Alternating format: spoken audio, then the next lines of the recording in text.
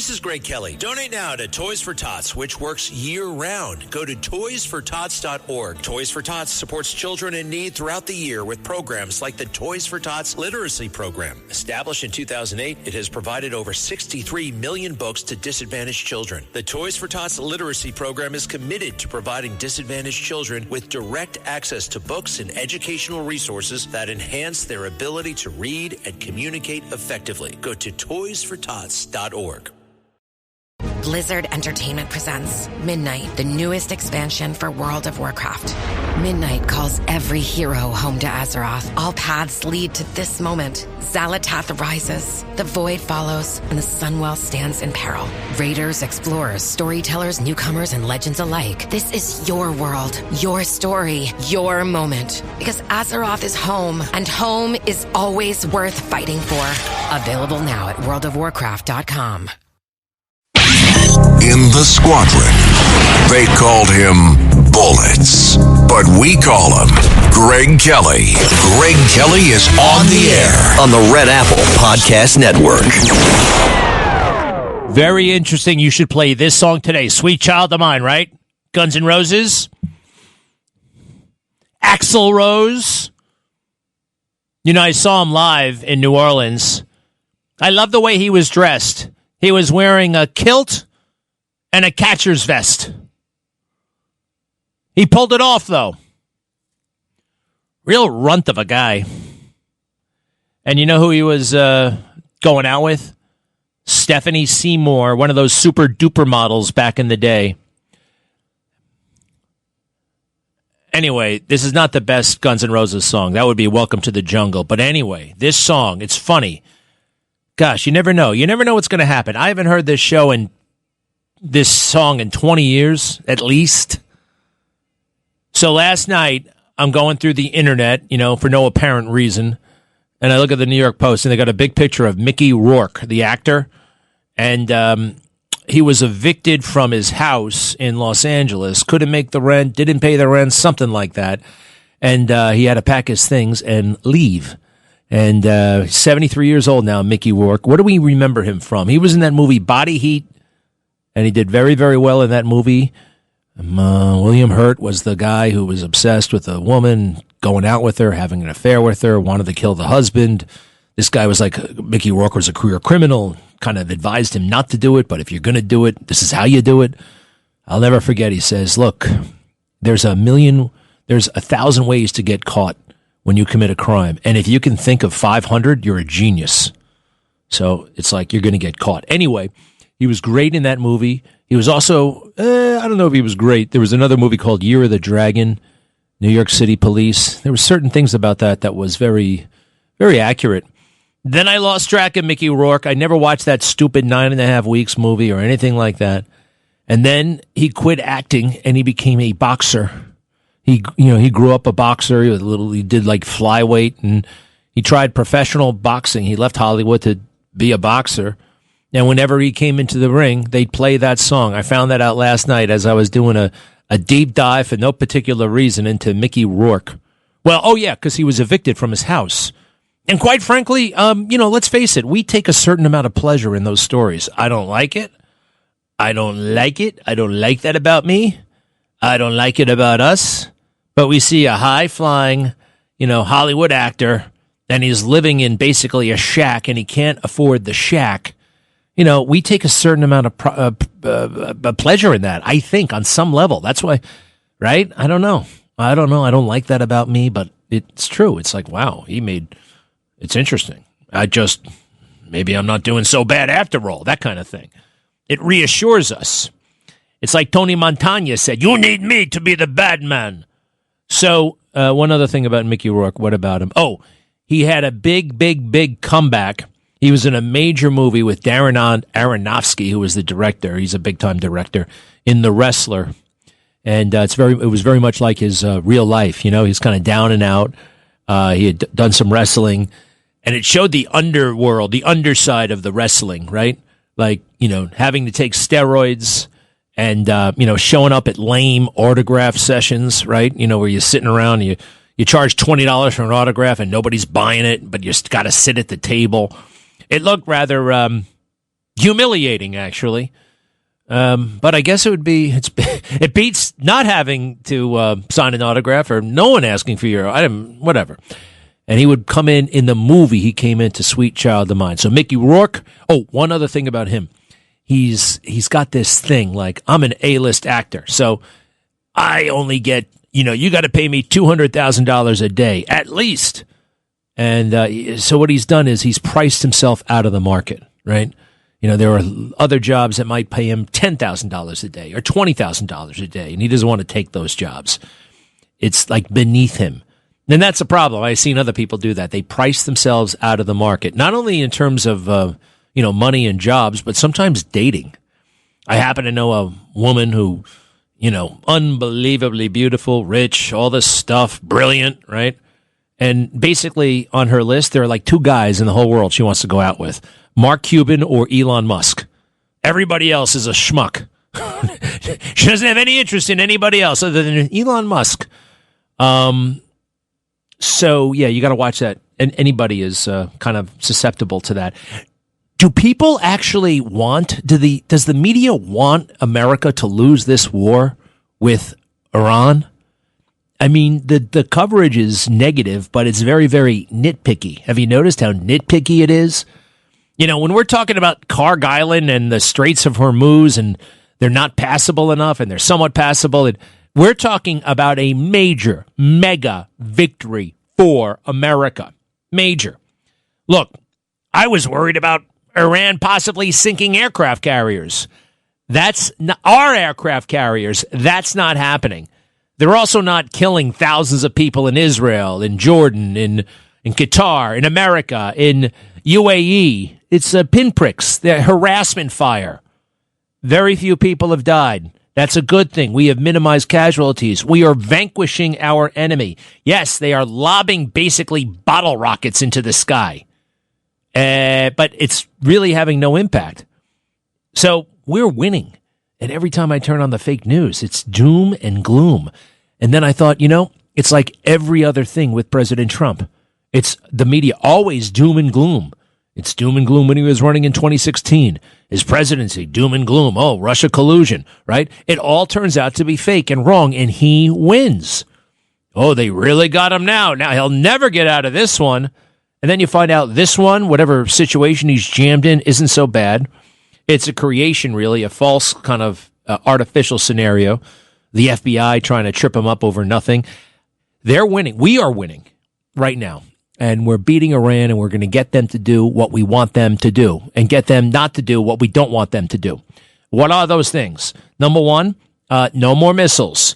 We're shooting their missiles into oblivion. They have fewer and fewer and fewer missiles. They have fewer and fewer and fewer drones. It makes sense.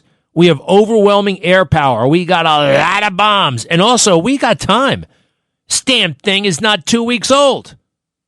Started a week ago Saturday. I asked somebody the other day, how long have we been at war with Iran? 2 months? No. It hasn't even been 2 weeks. And initially they were saying, this is going to last for 5 weeks, 6 weeks, 2 months. We have no idea. I think it's going to be over next Wednesday, tops. Probably Monday or Tuesday. This thing is winding down. We've hit more than 5,000 targets. We're running out of things to blow up. We took out their leadership. The only guy they have left to run is the lame. They say he's impotent. Now, how would we know that? Ayatollah Mujtaba Khamenei, the son of the previous Ayatollah, who is dead, is poised to take over. He's 56 years old. They say he has problems in the bedroom department. I don't know how we would know that. I don't know if we want to hold that against the guy. I mean, 56 years old. He's not exactly 16 anymore. Does that have anything to do with anything? I don't know. Hopefully at 56 you have discovered other pursuits. Like me, I get my kicks above the waistline, sunshine. I mean, I don't know. There are a lot of reasons to not like the Ayatollah Khamenei. That he can't get it up, reportedly, is not one of them. We'll cut him some slack on that. However, he's missing a leg. It got blown off. He's missing a hand. Apparently, he doesn't have a mouth anymore. So he's in bad shape. Is he going to be able to hang on? And even when he was at his prime, he wasn't exactly the most interesting character. He had not a pleasing personality. And from what I hear, he was shirking in his studies of the Quran. Okay, meaning he's not the number one expert, and that's what you're supposed to be. This thing is going well. It's going to be over soon. Was there anything else about that? I saw Martha Raddatz, all of them. They just want us to not win this thing.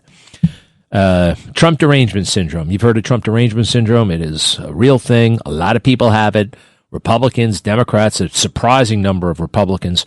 There's also something called, as our friend Blaine Holt pointed out, TCS. Not TDS, but TCS. Trump complacency syndrome. President Trump will figure it out. President Trump always pulls that rabbit out of the hat. He'll do it. We can just sit back and watch The Trump Show, which is a very compelling show. I enjoy the hell out of it. You never know what he's going to say next. You never know what's going to happen next. Oh, my gosh, he's in trouble this time. How is he going to get out of this? Oh, my gosh, he did it again. Look at what he said on True Social. It's all great stuff. But we have to understand that he has done his part. He became president, but he can't do everything. There's a lot of stuff out there that we have to do, we as citizens, and one of them is vote. We got to vote our asses off. He is so compelling and so interesting and so charismatic and so entertaining and so smart and so good that it's no problem turning out to vote for him. The people we have to choose from in the midterms aren't really any of those things, right? Some have a few things going for them, but look, I think you should vote Republican because the Democrats, what they represent is total insanity. So yes, a lot of Republicans don't have the traits of President Trump. However, they are not crazy, and they don't believe it's appropriate for, little boys and girls to hang out with drag queens and little boys and girls to take hormones. And they think that it's a good thing to have borders. And, if you come here, great, but you got to come here legally. Support law enforcement, strong defense. You got to have kind of a culture, right? The Constitution is good. America is not the problem. America has problems, but America is not the problem. You have to believe in the legitimacy of your own country. And that's why I vote pretty much Republican. The other side doesn't agree with any of that stuff, but they've got an advantage over us in that all they got going really in their lives, the left, is politics. I mean, you look at the rallies that they turn out for, they'll show up for anything, and they'll show up with a lot of people. President Trump can fill a convention hall. President Trump can fill a stadium.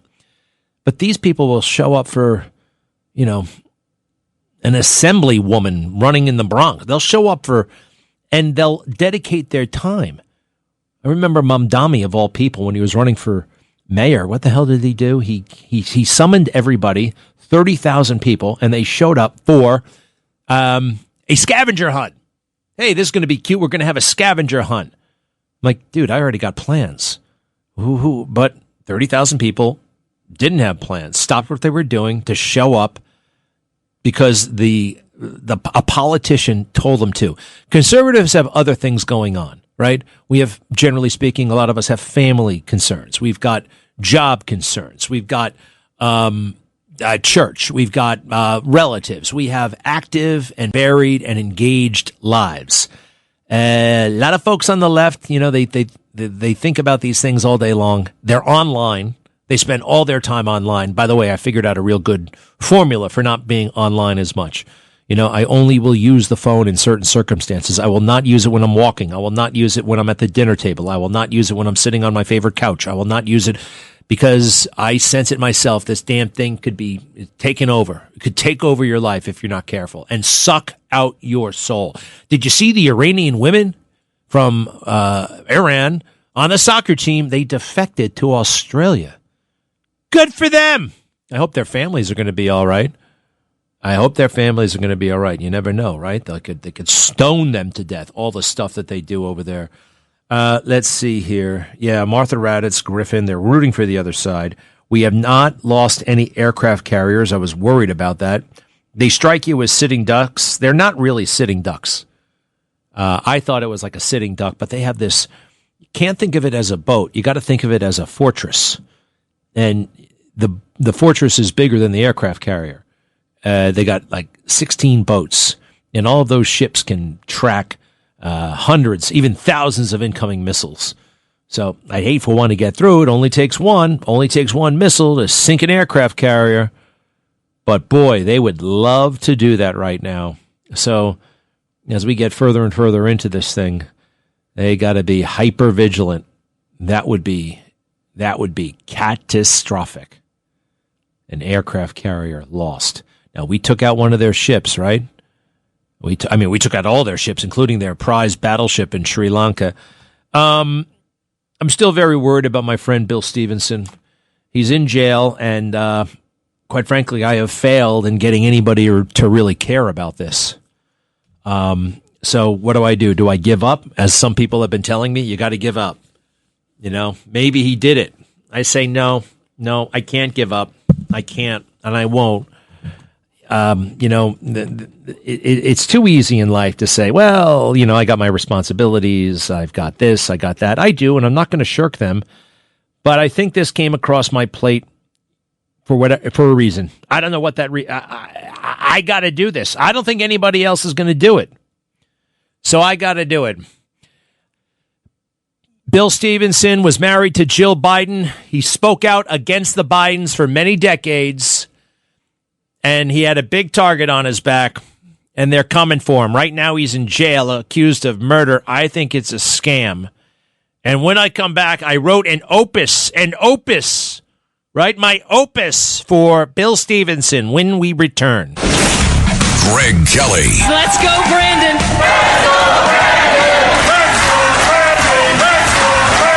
On the Red Apple Podcast Network. Halliday presents, in the red corner, the undisputed, undefeated Weed Whacker Guy.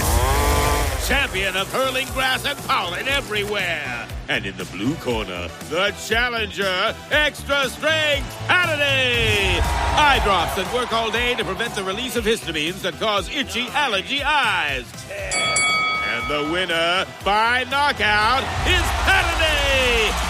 Halliday, bring it on. Greg Kelly on the Red Apple Podcast Network. Okay, we're back. I was momentarily concerned that I misused the word opus. Opus doesn't just have to do with music. It has to do with any significant work that is produced. In fact, the word opus is Latin for work. And it could be music. It could be a significant work produced by an artist, writer, or thinker. Okay? A magnum opus. A magnum opus means a person's greatest work or masterpiece. Wow. I'm not going to say it's my magnum opus because, quite frankly, it's just in draft form right now. But I'm working on it. And maybe someday, or in a few hours at least, it could be my magnum opus.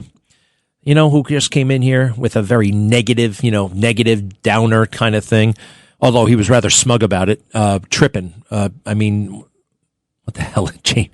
Flippin' comes in here. I think he's guilty.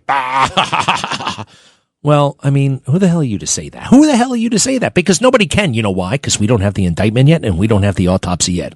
And I know something is rotten in Delaware. So here's my piece, all right? I wrote it for my brand new website. Here we go. The Delaware Way. A critic of the Bidens faces murder charges amid suspicious silence. In the tight-knit world of Delaware politics, where everyone knows everyone and power lingers like fog over the Brandywine, I'm going to get rid of that line. It's cheesy. I wanted to show people in Delaware that I knew their town, but nobody else does, and this is not for the people in Delaware. Speaking out against the Bidens can come at a steep price. My friend Bill Stevenson knows this all too well. As the ex-husband of Jill Biden, Bill has spent years challenging the official narrative of how Joe and Jill met. And in doing so, he's painted a target on his back. Now, in a twist that feels ripped from a political thriller, Bill sits in a Delaware jail charged with the first-degree murder of his wife, Linda, but with no public indictment details, no autopsy report, and a wall of official silence that's as baffling as it is ominous. I like this. I've known Bill for years. And ever since he reached out after I started ribbing Joe and Jill on my television program, I used to say things like, they screwed over all-round great guy Bill Stevenson. I'd say that, half in jest, but rooted in the story I heard Bill tell Inside Edition during the 2020 campaign. Bill called to thank me. He actually got through, and I picked up the phone, and he actually told me there was more to this story. Specifically, Bill Stevenson had been the subject of vengeful prosecution at the hand of the Bidens. And what was happening to President Trump during the Biden presidency? Well, the same thing had happened to him years earlier. The lawfare that had been unleashed on Donald Trump by the Biden administration happened to Bill. Now, with Donald Trump back in the White House and a pardon for Bill seemingly on the horizon, the timing of this tragedy could not be more suspect. Is this the Delaware way, a code for insulating the powerful at any cost? Let's break it down step by step, because Bill's story deserves the light of day. Next chapter, the origin story, from bar owner to Biden insider. Bill Stevenson's life reads like a rock and roll fable crossed with a cautionary tale about getting too close to power. In the late 1960s, Bill married the future First Lady, Jill Biden, when she was Jill Jacobs and 19 years old. Bill was 22. They tied the knot in 1969, and Bill built a thriving business, the Stone Balloon, a legendary concert venue in Newark, Delaware, that hosted icons like Bruce Springsteen and the Allman Brothers. Life was good. The Stone Balloon was a cash cow, drawing crowds from across the region. Jill attended the University of Delaware, pursuing a degree in education that would one day end with her doctorate, and also Jill's insisting that everybody call her Dr. Biden. Hey, do me a favor. I'm going to put that on pause. I want to go to the White House, all right, because we have the president about to speak. Looks like, where is he? He's going somewhere today. I forgot where he's going. He's going to make a couple of speeches about the economy, but he's also going to probably talk about Iran. Let's see here. Trump, U.S. military is hitting Iran very hard. Yes, no? All right. Let me keep reading this thing. He went from bar owner to a Biden insider. Now, how did that happen? In 1972, Bill needed zoning help for his expanding empire. He approached Senator Hale Boggs, who brushed him off with a curt suggestion, go see that son of a bitch Biden. Well, Bill did just that, reaching out to the then Councilman Joe Biden. What started as a business favor blossomed into a friendship. Bill, let's see here, started hosting fundraisers for Joe's Senate run at the Stone Balloon, raising crucial cash for the up-and-coming politician. Joe became a regular in their lives. Dinners at the Stevensons' home, casual hangouts. Bill insists Joe knew Jill very well during this time. All right, let's take a peek to Washington, D.C. Maybe they didn't come. I think they were. I get along very well with all of them. In Iraqi parliament, student, member slogan, date to America, date to Israel. What is your response to them? What is your message for Iraqi government? What did he say? In Iraqi parliament, slogan, date of America, date of Israel, member of the parliament. Death to America, death to Israel. What's your response?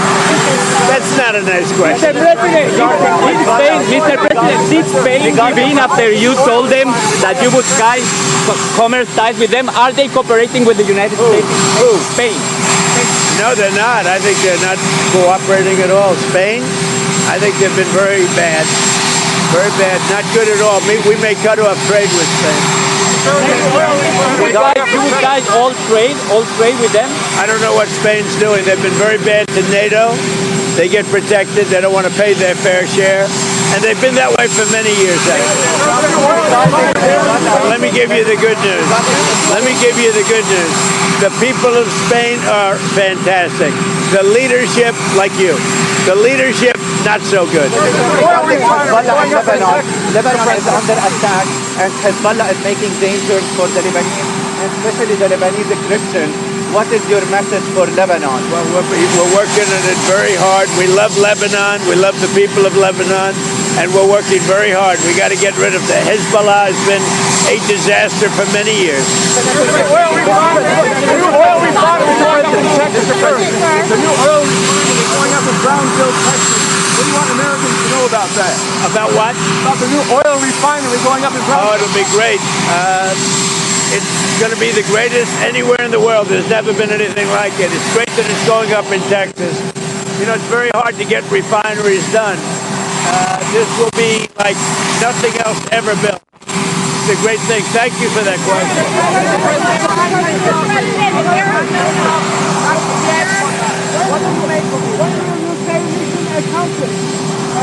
Well, look, we've knocked out their Navy. We've knocked out their Air Force. We've knocked out all of their anti-defense. We've taken out 60 mine boats, 59 mine boats, which nobody has ever seen anything like it. We have the greatest military in the world by far, not even close. But you know what? They've inflicted 47 years worth of damage to the world, and now they're a big price. Sir, why did the FBI Arizona? Mr. President, are you willing to withdraw the U.S. from Iran, even if they have not turned over and allowed the U.S. to seize their remaining? I'm not going to answer that. But we have hit them harder than virtually any country in history has been hit, and we're not finished yet. Arizona, why did the FBI seize records there?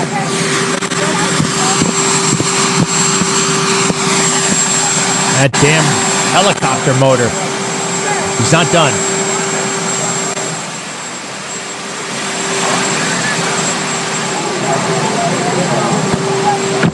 Oh, man, he's walking away. The microphone isn't there. Hold on. Damn. Did it totally cut out? It did. Oh, well. He was taking a lot of questions there. Iran! We're winning. We're pounding them hard. What else? Spain has been acting up. I'm looking at the official portrait of the guy who runs Spain. His name, not the king, the prime minister, Pedro Sanchez Perez Castellón. Handsome guy, one of those guys who probably thinks he's better than me. I do not like him. No, it's kind of silly. All right. He's on his way for a couple of speeches on the economy. I don't think the ball moved all that much on what we just heard, but that's okay. I want to go back to our Bill Stevenson situation. Look, all right. Let's get to the affair, okay? After Jill's wife and daughter were killed, Jill was suddenly working almost full-time for the newly widowed Joe Biden as a babysitter. She canceled major social events with Bill because she had to look after the Biden boys. Then in 1974, Jill's car was in a minor fender bender. The other driver showed up at Bill's business, not at all confrontationally, to discuss the matter. Bill was confused. Jill had an accident in her Corvette and she didn't tell me? Oh, no, said the other driver. Your wife wasn't behind the wheel. It was Senator Biden. For Bill, it was the smoking gun of an affair. He asked Jill to leave the home, and she did. The marriage was unofficially over, but there was the matter of the divorce, which actually started amicably. Bill was ready to hand over assets. But on court day, everything changed. Joe, Bill says, intervened, insisting that Jill deserved a stake in the Stone Balloon, the bar, the cash cow. Joe, pushed Jill to hire a new lawyer, one from his old firm. The case dragged on, and in a bizarre courtroom twist, the judge dissected their life and found the husband wasn't getting his fair share. You paid for her schooling, right? And you bought her a car? The house was yours before you met her? In the end, Jill owed Bill money. Humiliated, Joe vowed revenge, according to Bill. And it rings so true, everybody. The first strike, federal charges, and an indictment over pennies, literally pennies. Revenge came a few years later, and it came federally. It's 5 years later, and in April 1982, just days after the first quarter's payroll taxes were due on his business, Bill was arrested by the FBI for failing to pay $8,200 in taxes for the Stone Balloon. Now think about that. The quarter ended March 31st, and by April 8th, 8 days later, federal agents were at his door. In Delaware, a state smaller than many U.S. counties, this kind of rapid-fire prosecution screams of overkill and prosecutorial abuse. Bill was hauled into federal court, branded a felon at one point, right? I mean, unbelievably the way he was treated. Now, ultimately, he wasn't convicted, but his brother was. His brother ran the books, and he entered a guilty plea, and he left the state. Now, Bill also recounts threats from Joe's brother, Frank, and the other brother, James. Leave Delaware, they warned. You should have given Jill the house. It's the kind of muscle flexing that fits the era. Now, you got to remember this. Joe was elected to the U.S. Senate in 1972. And I have noticed that some people, when they achieve great success, not all, but some, they stop growing emotionally and intellectually, forever trapped in the personality that brought them their initial success. Joe Biden, in my opinion, bears this out. Think of some of the things that he's said over the years.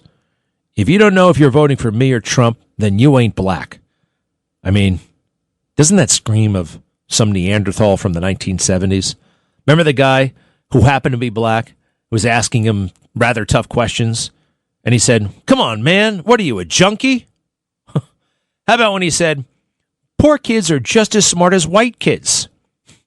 The year he became a United States Senator from Delaware, a senator-elect, a couple of things were going on. LBJ was still alive. J. Edgar Hoover was at the FBI. Watergate had not happened. United States senators were untouchable gods. Joe Biden ascended to VIP status in 1972. And in Delaware's insular bubble, that power does amazing things. It must have been very good to be a Biden back then. In the 1990s, Bill was arrested again by the FBI in an impossibly small matter involving a car loan for a single BMW. Bill had sold a part of his business to partners, and they drew up a contract. The contract guaranteed him a company car. There was a dispute over a $400 check used to acquire the car. Now, there was a controversy about whether this car was purchased or leased and how that was represented in paperwork. This was a ludicrously small, pathetically small matter. But Bill was convicted of fraud. The esoteric nature of the case reminds me of the New York State Attorney General's lawsuit against Trump. Arcane, but also very, very stupid. Now, fast forward to 2020, challenging the Biden myth. Bill, and we got to take a quick one? No? Okay, good. Good. All right. We are entering a new chapter. We'll take a quick break. 800-848-9222. 800-848-9222. Bill, I'm doing everything I can to get you the hell out of there. You deserve it. I'll be right back. Greg Kelly on the Red Apple Podcast Network. Greg Kelly, entertaining and informative on the Red Apple Podcast Network.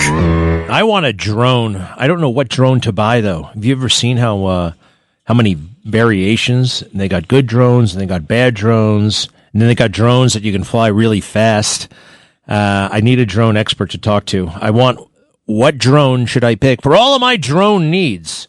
After all, I want to take what do I want to do with the drone? I don't know. I think I'd be fascinated just flying the damn thing in the living room. You know, it's amazing what it can do.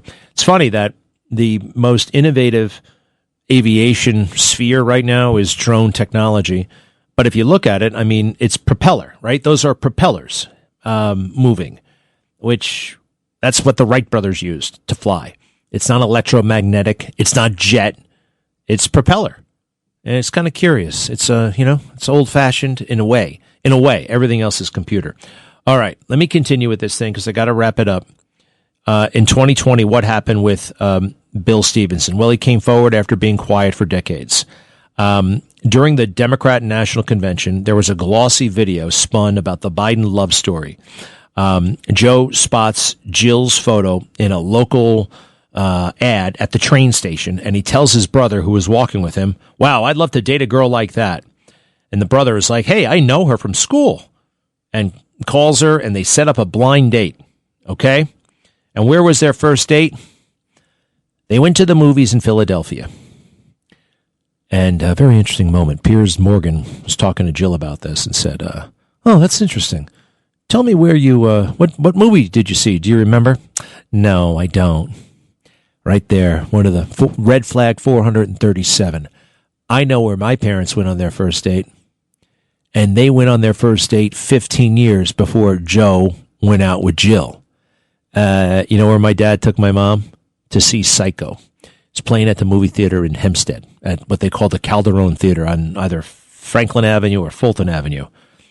How about that? Psycho, a world-class horror movie. That's my dad! Now, Bill sees this video about, movies in Philadelphia and, the ad. He knows it's nonsense. So he does an interview with Inside Edition late in the campaign, and he lays it all out. Joe met Jill through him during the 1972 fundraiser. They were all friends until the affair. I was betrayed by the Bidens, Bill told the show. Joe is my friend. Jill was my wife. The piece went viral, picked up by the New York Post and the Daily Mail, but tellingly ignored by Delaware's biggest paper. And that's when Bill entered my orbit. As a tick on my show, I jab at Jill, saying things like, whenever she came up in a report, I would just say, and she screwed over all-around great guy Bill Stevenson. He called, actually, the network, and he got through to me. And we hit it off. We met for coffee in New York City with his wife, Linda, and Bill dropped another bomb. Joe Biden is using the DOJ to go after Trump. And guess what? Joe Biden did the same thing to me. Piecing together the dates of his 1982 arrest, it clicked. This was not a coincidence. It was payback. Bill became a regular guest. He's been on this show many, many times, hammering the Bidens, not only their lie about their meeting, but also about the warfare and the lawfare. I mean, he hit him hard. And it was really impressive. And I think it made a difference in the election. Again, the story was picked up. Daily Mail, New York Post, elsewhere. So the Bidens noticed that. I know they noticed that. I know they saw. I know. So President Trump gets elected and everything is beautiful, right? Because in the back of my mind, there was a couple of things I wanted to do. A lot of things I wanted to do, actually. I wanted to advocate for Ashley Babbitt, which I was able to do. I wanted to also advocate for Rudy Giuliani to get a Presidential Medal of Freedom, which seems to be in the works. And I also wanted to advocate for Bill Stevenson to get a pardon. Now, on election night, I didn't call President Trump saying, you got to be cool about these things. You got to be cool. All right. So I mentioned it obliquely to the Trump administration in the summer of 25. And then in November, this past November, what is that, 4 months ago? So what? I said it out loud. I said it like, look, Bill Stevenson deserves a pardon. Guess what? They agreed. I sent the paperwork to the right people, and the pardon was in the works. That's November of 2025. December of 2025, 1 month later, the timing is so crazy, everything is turned upside down. On December 28th, a 911 call for a domestic disturbance at Bill's Wilmington's home. Linda, 64 years old, was found unresponsive in the living room. Now, paramedics could not revive her, and the news trickled out that the wife of Jill Biden's ex-husband was found dead, and suspicions were on Bill. Now, I spoke to him in January, and he sounded shaken. He sounded not good. He was very sad. But he was not in trouble. He actually was arrested briefly, and he spent days in the hospital, but his lawyer said he was in the clear. And at that point, I'm like, okay, Bill's good. I'm good. I'll talk to you later. A few days go by, and Bill is arrested. Bill is arrested and charged with first-degree murder. And it gets even weirder. No indictment, no autopsy. There was a hearing with a commissioner, not a judge, but a commissioner. I don't know what the hell that's all about. Bill was assigned a public defender. And the public defender in the case entered a not guilty plea. Or actually, I don't even know if they formally entered a not guilty plea. They said, we intend to be entering a not guilty plea. Bail was set at a staggering $2 million. He is locked up at the Howard Young Correctional Institution, and he's isolated. So I called the public defender, and I couldn't believe it. It was one of the strangest phone calls of my life. I'm like, oh my gosh, what's going on? And they giggled at me. I knew you'd be calling. And I'm like, well, what's going on? How is he? Oh, Bill? Oh, he's fine. He's fine. Okay, well, what's going to happen next? What do you mean? Well, I don't know. This is like he's charged with this. Yeah, I know, but no one's seen any paperwork. Oh, yeah, I know.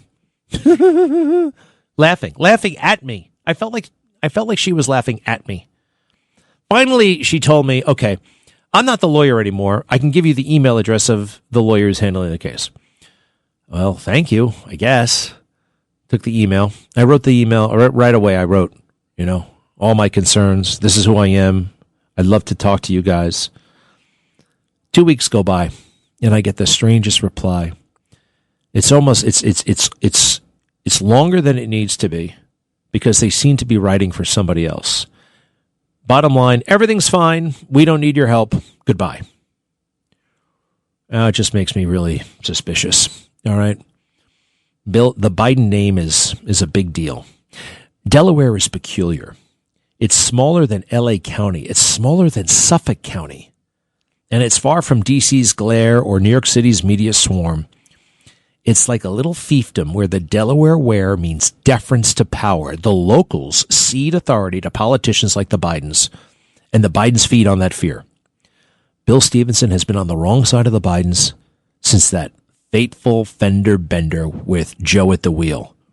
There was the divorce humiliation, the public accusations about the affair, Trump endorsements.